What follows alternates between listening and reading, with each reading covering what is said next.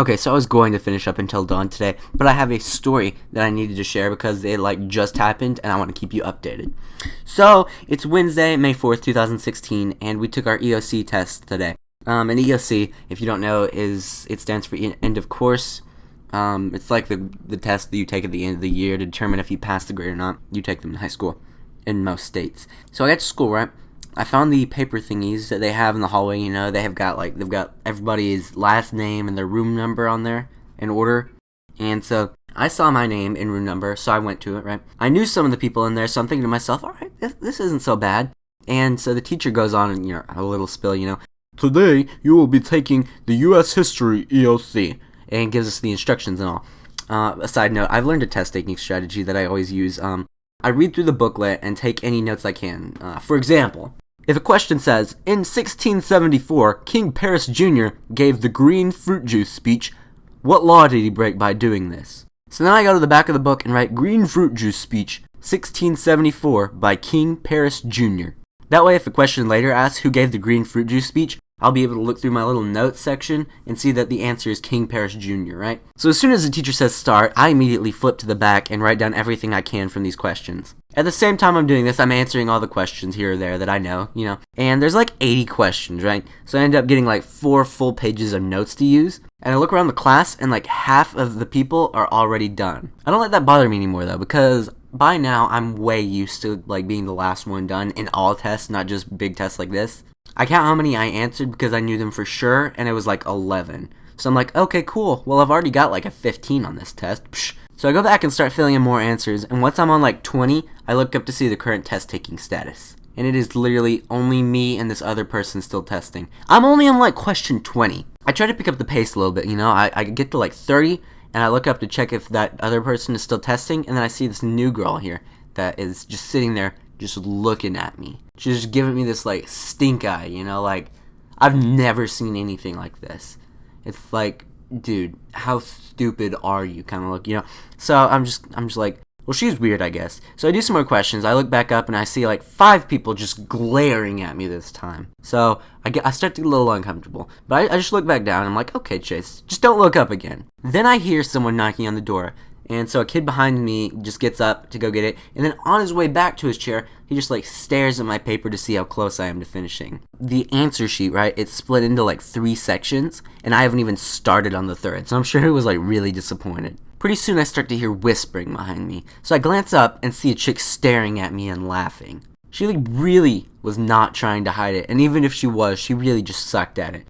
I just go back to my test, and I hear more whispering, and honestly, for the next 10 minutes, that I looked up, the same chick was just staring at me. After a while, I hear some rustling, and the other person that was testing with me is now done, so I'm officially the last person in my testing room that's still working. I hear someone stand up, and then they go throw their gum away, and I see it's that same kid who walked past me earlier, and saw that I was only 2/3 of the way done. I still haven't even gotten to the 3rd section. So sure enough, when he walks by me on his way back, he looks at my paper. Then I read his lips. He goes, "What the fuck?"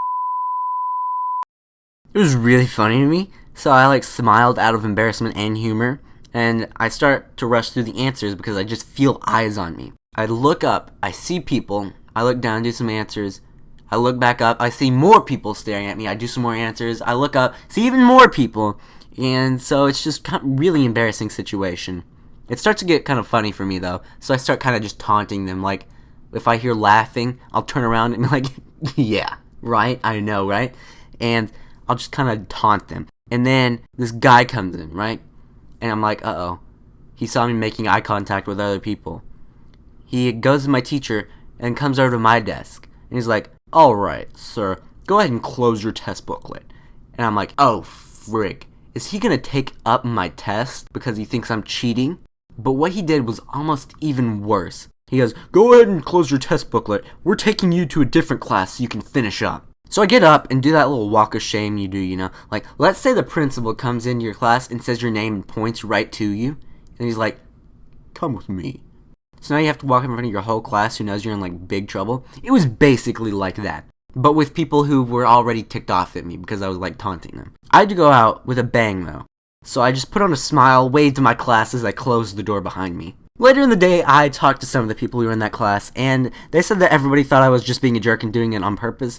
But if you know me, I actually don't like to have that much attention. Really wasn't that great of an experience. I just didn't want anybody to know that I'm actually that dumb, and I just take so long to take these tests. So I'm like, yeah, I was just messing with you guys.